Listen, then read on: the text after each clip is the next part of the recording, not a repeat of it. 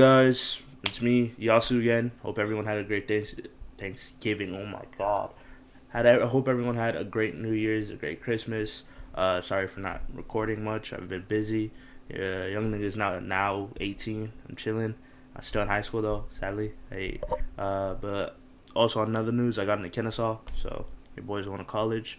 Anyways, today we're going to be reacting to how it feels to die from every serial killer by the Talking Hat. So let's get into it. John Wayne Gacy. Imagine that you're a 16-year-old runaway, homeless and desperate for work. A man in his 30s pulls up in his car and introduces himself as John. He's friendly, well-dressed, and owns his own construction business. He offers you a job, $10 an hour, cash, no questions asked. $10 an hour? Nah, I'm not doing it. I get paid $11.50 an hour and I still hate my job. Y'all love Chick-fil-A with a passion, and I hate it. But nah, I wouldn't do that. He says you can start tomorrow if you come to his house tonight to discuss details. You're desperate, exhausted, and hungry. You accept. His house is normal, suburban, and unremarkable. Inside, John offers you a beer and starts explaining the construction work. He's personable, jokes around, tells you about his community service work. Then he suggests showing you a magic trick. He pulls out a pair of handcuffs and asks if you can escape from them. It seems weird, but harmless. You let... Oh, hell nah. What type of stuff this man got going on? You're telling me, hypothetically, I say yes and I take his offer. I'm offered a beer. He's like, hey, put these handcuffs on. Let's see if you can get out of that. No. I don't know you like that. Bro, I won't even do this around my own home brodies. What type of stuff is this? And put the handcuffs on your wrists behind your back. The click of the cuffs locking is the last normal sound you hear. John's entire demeanor changes in an instant. The friendly contractor vanishes.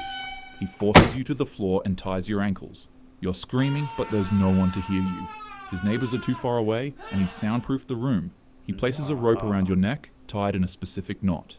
Then he starts twisting it with a stick like a tourniquet, slowly cutting off your air supply. You can't breathe, and this torture continues for hours. But then finally, he tightens it one last time and doesn't stop. Your last conscious thought is terror. Your body will be buried in the crawl space beneath his house, along with 28 others. John Wayne Gacy. Oh, hell nah. You tell me he's choking people out for hours? Nah, he wanted them to suffer. Gacy was arrested in December 1978 after the bodies of 4 late victims were found in the Des Plaines River. I imagine. R.I.P. to the people who died. You getting choked out and this is what you see behind you, man. I could never. Police discovered 29 bodies buried beneath his house. His trial began in 1980. He pleaded innocent by reason of insanity. However, the jury convicted him of all 33 and he received the penalty. After all his appeals were denied, he was executed by lethal injection on May 10th, 1994. Nah, forget lethal injection. They should have just said, up the blick on him. Just, it would have been good. It would have been better. The Zodiac. You're sitting on a bench at Lake Berryessa in Napa County, California, enjoying a peaceful picnic with your girlfriend on a warm afternoon in 1969. Okay. The sun is shining, the water is calm, and you're completely relaxed. But suddenly, your girlfriend grabs your arm and points toward the trees. She tells you that she thinks she saw somebody watching you guys in the woods, and before you can even react, a 6-foot-tall, 250-pound psycho approaches you out of nowhere. He's wearing nothing but dark clothes, sunglasses, and a straight-up executioner hoodie with a Zodiac sign at the bottom of it. The hooded man draws a gun and slowly approaches you. Instinctively, you position yourself between him and your girlfriend. But to your absolute surprise, he starts to reason with you. He says that he's an escaped convict from Montana, and that all he needs is your car and money to get to Mexico. Even though you don't really have a choice, you tell him you'll cooperate. He orders both of you to lie face down on the ground. Then he tells your girlfriend to tie you up first. Afterward, he then ties her up in the same way. Without as much as even a second passing, the criminal tears her to shreds right in front of you with a 12-inch carving knife. You scream in horror as you try to break free from your restraints to save her, but your attempt to try to free yourself and charge at him quickly transforms into trying to escape him, Once you realize, he turns his attention towards you.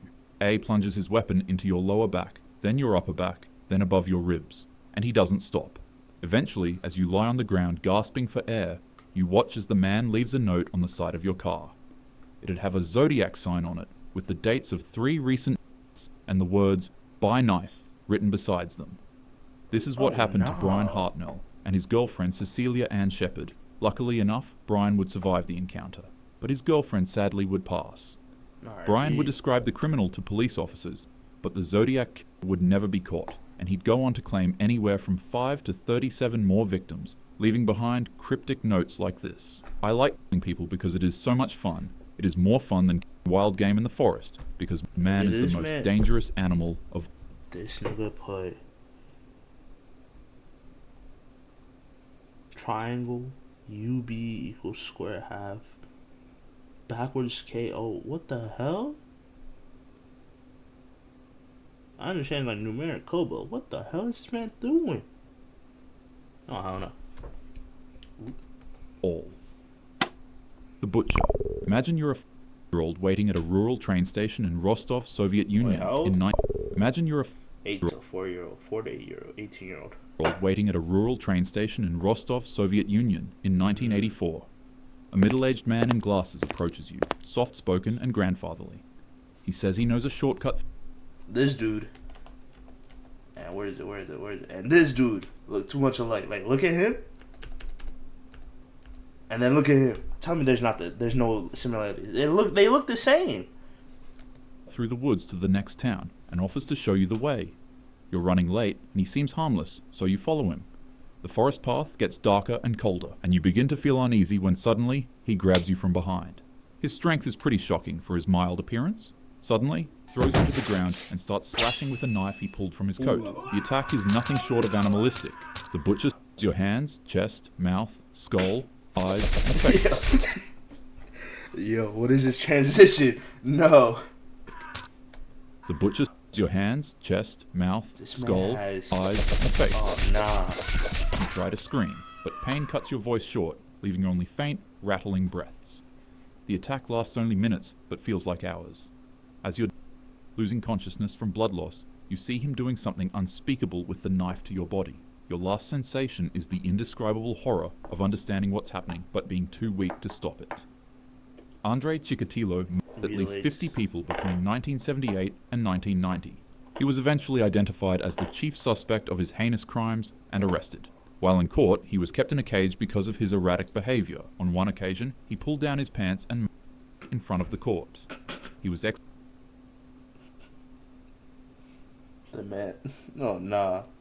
Said I can't go to jail. Of his heinous crimes and arrested.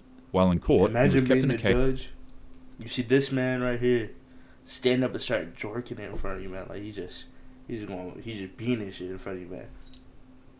Like, because of his erratic behavior. On one occasion, he pulled down his pants and in front of the court. He was executed in a Moscow prison in 1994. Jeffrey Dahmer. Now imagine you're at a bar in Milwaukee on a Saturday night when a blonde man in his late 20s approaches you. He's charming, good-looking, and well-spoken. He introduces himself as Jeff and offers to buy you a drink. He mentions he's a photographer and asks if you'd be interested in making some quick cash by posing for photos at his apartment. What do you mean by that? He offers you $50. You're broke, and he seems harmless enough, so you agree.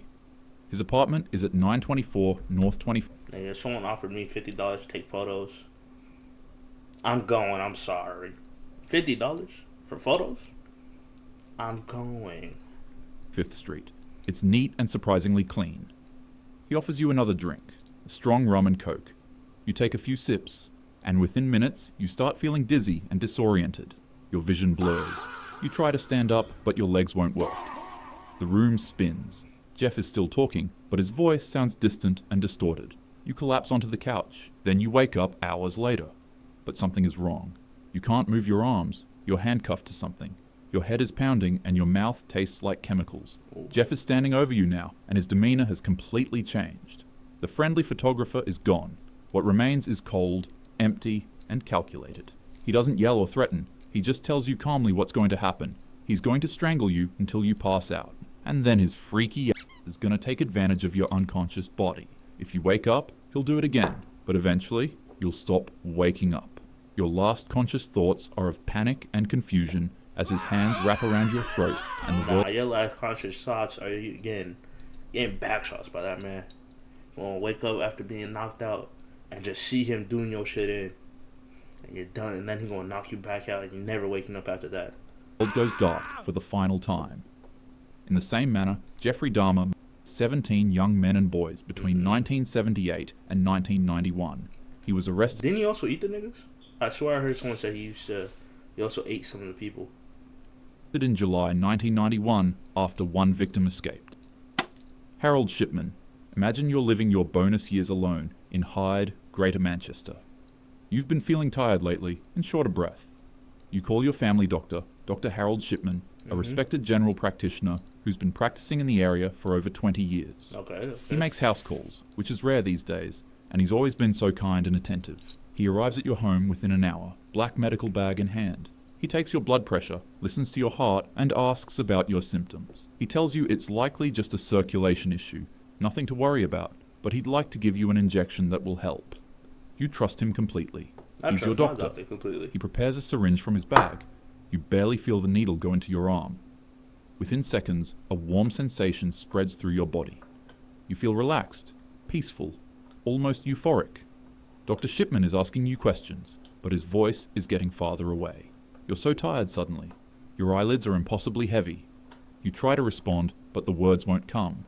Your breathing slows, your vision narrows to a pinpoint of light, then disappears entirely. You die in your armchair, peacefully, never knowing your trusted doctor just you with a lethal injection of diamorphine. Damn. Harold Shipman was convicted of 15 patients in 2000, but investigators believe he killed between 215 and 250 people over his career. On January 13th, 2004, he hid himself in his cell at Wakefield Prison. Oh no. In 1870, a man named Albert Fish suffered horrific as a child at an orphanage, where he was regularly beaten. Is that did he? Tortured. You have And as a result, he exhibited troubling behaviors that would escalate over the years of his life. Fish would lure with promises of work, candy, or both.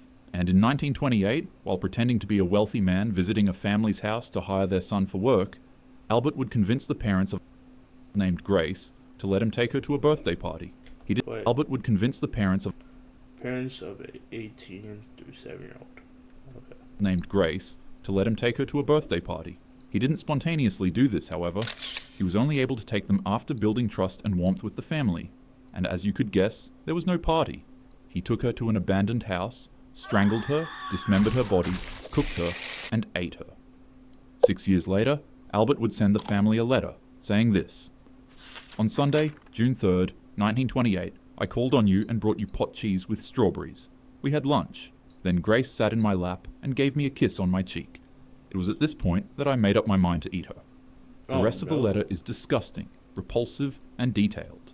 After reading it, Grace's traumatized parents were able to use it as evidence for officials to track and capture Albert. And after he was arrested, medical examinations revealed that Albert had inserted over 29 needles into his pelvic region.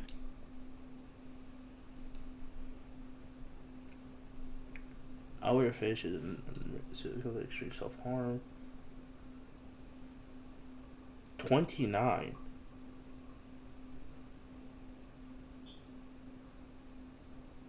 Why? And area. X-rays showed them embedded deep in his body, many having been there for years. He had hammered them into himself as punishment and as a twisted form of gratification. Sadly, Grace's fate would be the same of over 100 to 400 other that Albert Fish did this to. He was later on by the electric chair in 1936 at forget the electric. Get a guillotine on this man. Chop his head off. 65 years old. He wrote a final statement, but the only person who was able to ever read it was his lawyer, and he refused to release it to the public because he considered it. I'm not sure to anyone. It was the most filthy string of CD I've ever read. Ooh. The filthiest thing he had ever read in his life. Majority of people in real life are actually pretty normal, but nonetheless, bad apples still do exist. So always make sure that you're not out at night too late without your friends or family, and also, always let your loved ones know where you are at all times. Oh yeah, and most importantly, carry protection. Hit the gym, invest in some pepper spray, a taser, or if you're licensed and old enough, maybe some concealed carry. Anyways, have a happy day.